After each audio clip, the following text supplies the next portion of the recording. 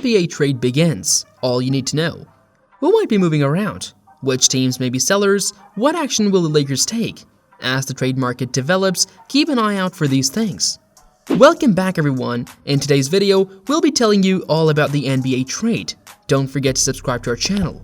There has been an unofficial start to the NBA's season as 74 players with contracts signed this summer become tradable. Although, it doesn't necessarily imply that someone will be traded right away. According to Bobby Marks of ESPN, there hasn't been a trade on December 15 in a dozen of years. It does make the market more dynamic. A month from now, 21 more players will be available, even if there aren't many fresh needle movers in the current pool. James Harden is one of them, but he has the power to veto any trade, and is not going anywhere. And among them are several players with considerably more intriguing names, including Bradley Beal, DeAndre Ayton, and Zach LaVine.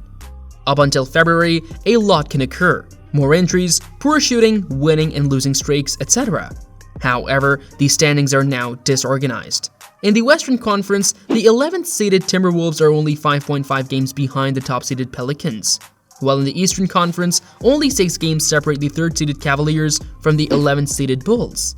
How many defective rosters will convince themselves to be purchasers if the confusion persists and middle class continues to flex its modesty? How many mediocre teams with owners who are adamant about making the play-in have owners who would otherwise be sellers? How will the need to bottom out be affected by flattened trade odds? How many buyers will be in a situation where they can do nothing, maintain their picks and young talent, and play things out with what is currently there because no one in front of them is moving away? This unpredictable landscape makes it challenging to distinguish between the wealthy and the poor. Furthermore, as of right now, more than half of the league is still determining where it will be in a month, let alone 2. Jazz is the best example of this problem. They have a ton of draft picks, some young talent, and a group that has just overachieved enough to make the plan their front staff undoubtedly had a few months ago more difficult. They have a trade exception going into the deadline that is significant enough to put them in the luxury tax bracket. If they're still above 500, would they be willing to do that? Despite a sense of urgency, a few teams are just under the tax and could be reluctant to improve what they currently have as rapidly as possible. 2 excellent examples are the Heat and the Blazers. Miami missed making the finals by 1 shot the previous season. Additionally, they have yet to have a winning record at any point this season. Should the Heat make an effort or stick with their present lineup and hope their outside shooting will improve eventually? Miami will likely make sure it doesn't bring Victor Oladipo, Max Strus, Duncan Robinson, or another role player into the text before any potential move involving them is done. Portland owns Damian Lillard, who is 32, a victory right away. However, consider Gary Payton's the second impending comeback as the mid-season enhancement they require.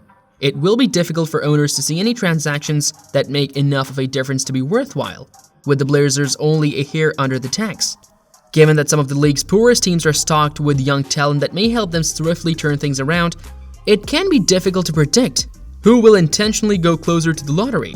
The Rockets, Hornets, Magic, Spurs, and Thunders are certainly not buyers. Most of them have seasoned, effective players who are more useful in the playoffs than on a team with a draft-oriented mindset. Following are some names to pay attention to.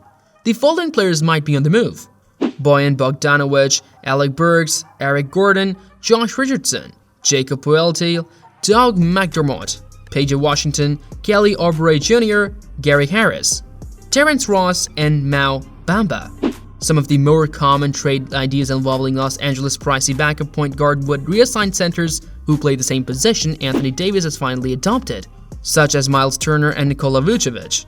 A mess would result. LeBron James is 37 years old, but Davis is performing like an MVP contender.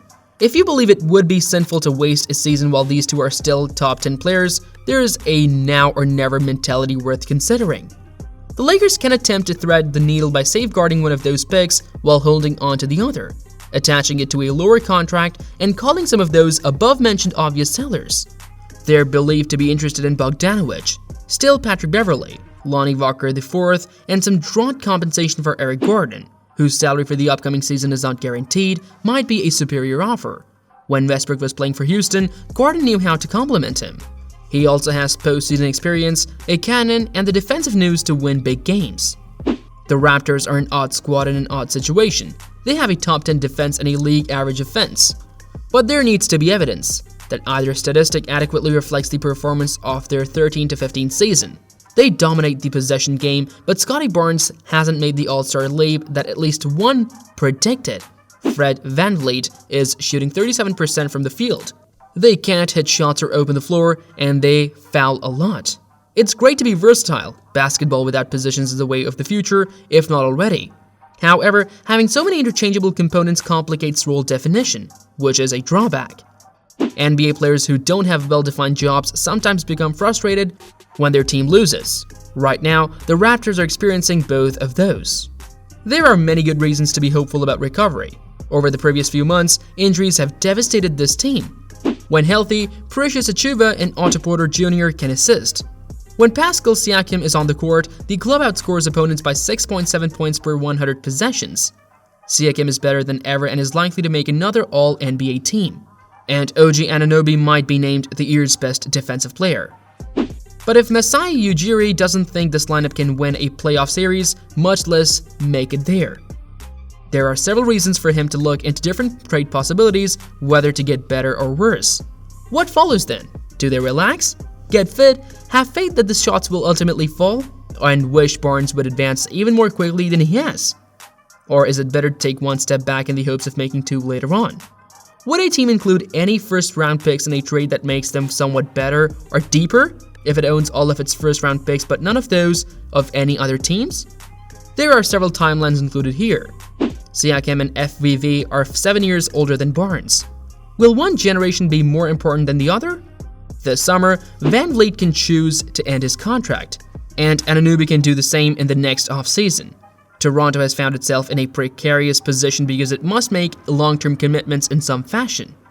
What if the Bulls, a team in general need of a healthy floor general and is generally desperate, decide they can't wait any longer for Lonzo Ball's knee to heal and make an offer for VanVleet in exchange for Patrick Williams, Kobe White, and Derrick Jones Jr.?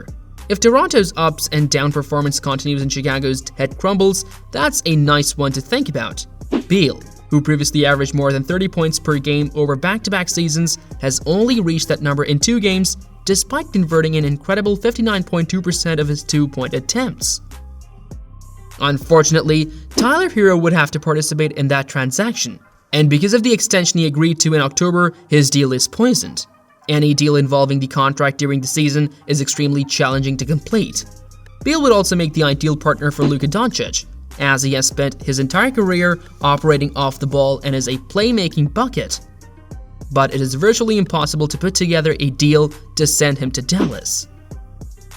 That is all for this video. We'll be back soon with another informative video. Do like and share this video to keep yourself updated. Until next time.